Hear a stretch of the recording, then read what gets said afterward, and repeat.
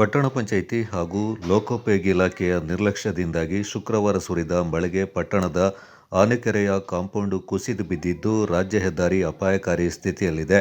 ವಿರಾಜಪೇಟೆ ಬೈಂದೂರು ರಾಜ್ಯ ಹೆದ್ದಾರಿಯ ಶಾಲಾ ರಸ್ತೆಯಲ್ಲಿರುವ ನೂರಾರು ವರ್ಷಗಳ ಇತಿಹಾಸವಿರುವ ಆನೆಕೆರೆಗೆ 1950ರಲ್ಲಿ ಗಾಂಧಿನಗರದ ಹನುಮ ಮೇಸ್ತ್ರಿ ಎಂಬುವರು ತಮ್ಮ ಸ್ವಂತ ಖರ್ಚಿನಿಂದ ಆವರಣ ಗೋಡೆಯನ್ನು ನಿರ್ಮಿಸಿದರು.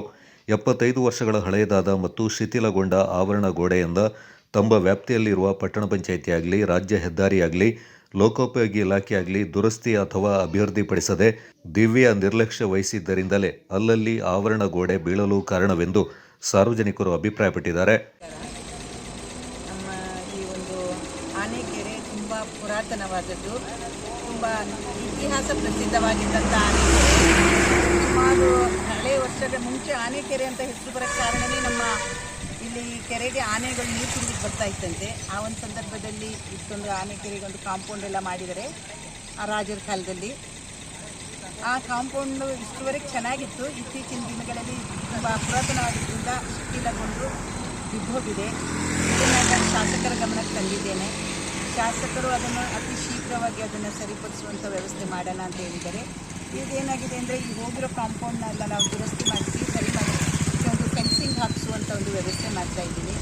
ಯಾಕೆಂದರೆ ಇಲ್ಲಿ ಸಾವಿರಾರು ಜನ ವಾಹನಗಳಿರ್ಬೋದು, ಇದು ಹೈವೇ, ಹಾಗಾಗಿ ಇದೊಂದು ತುಂಬ ವೆಹಿಕಲ್ ಓಡಾಡ್ತಿದೆ ಈ ದಾರಿಲಿ. ಜೊತೆಗೆ ನಮ್ಮ ಆನೆಕೆರೆ ಇದೇ ರಸ್ತೆಯಲ್ಲಿ ಶಾಲಾ ಮಕ್ಕಳುಗಳು, ಪ್ರತಿಯೊಬ್ಬರು ಕ್ರೀಡಾಪಟುಗಳು ಎಲ್ಲ ಓಡಾಡುವಂಥ ಒಂದು ಪ್ರದೇಶ ಆಗಿರೋದ್ರಿಂದ ಆದಷ್ಟು ಬೇಗ ಮುತುವರ್ಜಿಯಿಂದ ಇದನ್ನು ಫೆನ್ಸಿಂಗ್ ಮಾಡುವಂಥ ವ್ಯವಸ್ಥೆ ಮಾಡ್ತೀನಿ ಅಂತ ನಮ್ಮ ಶಾಸಕರು ಭರವಸೆ ಕೊಟ್ಟಿದ್ದಾರೆ.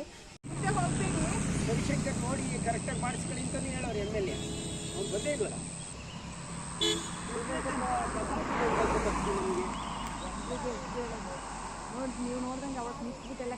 ಕೆರೆಯ ಏರಿಯ ಮೇಲೆ ಮರಗಳು ಬೆಳೆಯುತ್ತಿದ್ದು ಬೇರುಗಳು ಕಾಂಪೌಂಡ್ ಅಡಿಗೆ ಹೋಗಿರೋದ್ರಿಂದ ಬೀಳಲು ಕಾರಣವೆಂದು ಹೇಳಲಾಗಿದೆ.